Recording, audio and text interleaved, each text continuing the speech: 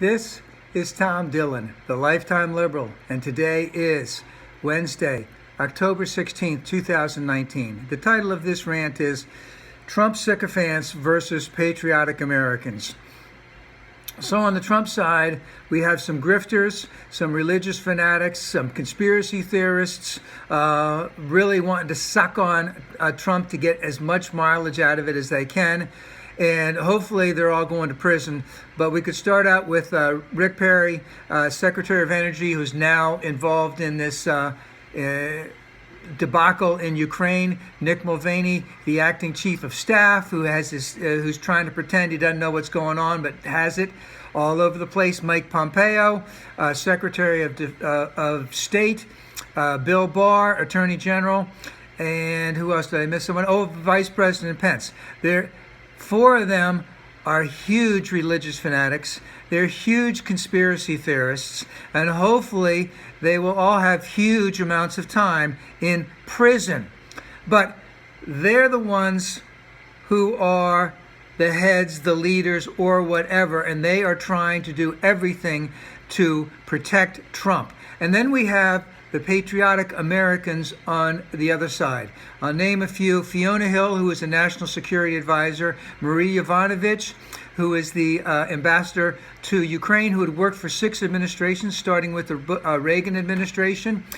George Kent, I believe his name is, from the State Department. The other lady's name was Laura Cooper, I believe, from the Defense Department. And a guy named McKinley, who is a senior advisor to Mike Pompeo. They've either all testified, or a couple of them are still to testify. So let's bring about one thing. Every one of them were told not to testify. They basically are all testifying. They're basically giving the FU to the administration. When Fiona Hill testified, and she was told not to, her lawyers basically said, I think it was the last paragraph, said, hey, if the administration is committing crimes, we don't have to abide by executive privilege. So what are they doing? They're basically are throwing down evidence that's incriminating all of Trump's sycophants. Number two, they're all singing the same tune in the sense that all of their stories are jiving. Number three, they are incredibly accurate in terms of what has gone on because they have great recall of all of this. And number four, we may not even need to use the whistleblower because this is first-hand experience. They experienced this, dealing with all of these officials in these different areas of the government who are trying to protect Trump. And let's bring this back. And of course, Rudy Giuliani is heavily involved, could go to prison also. And let's remember, this all gets back to the president basically asked for a quid quo pro. And it also comes back to the fact that Giuliani was saying he was an unpaid advisor to the president, which is basically a campaign finance violation. And as an unpaid advisor to the president, he was being paid for by 2 people who were born in Russia but are now American citizens, who are getting their money, because no one knows, getting their money from the Soviet Union or the Russia and Ukraine.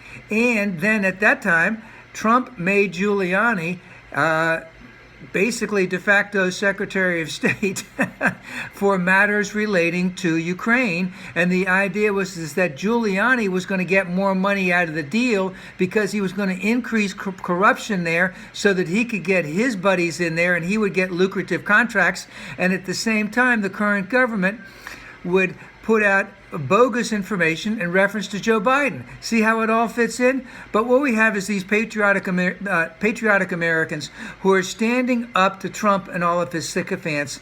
And the other one thing that they're saying is that this is just the tip of the iceberg. More is going to be revealed. This guy, the president, is going to be shown for what an abhorrent human being he actually is. And all of those ones, every time there was the book, Everything That Trump Touches Dies. All of those people, they wouldn't have gotten in trouble on their own. But once they attached themselves to this guy, Trump, They could all be going to prison, and let's just hope that they do.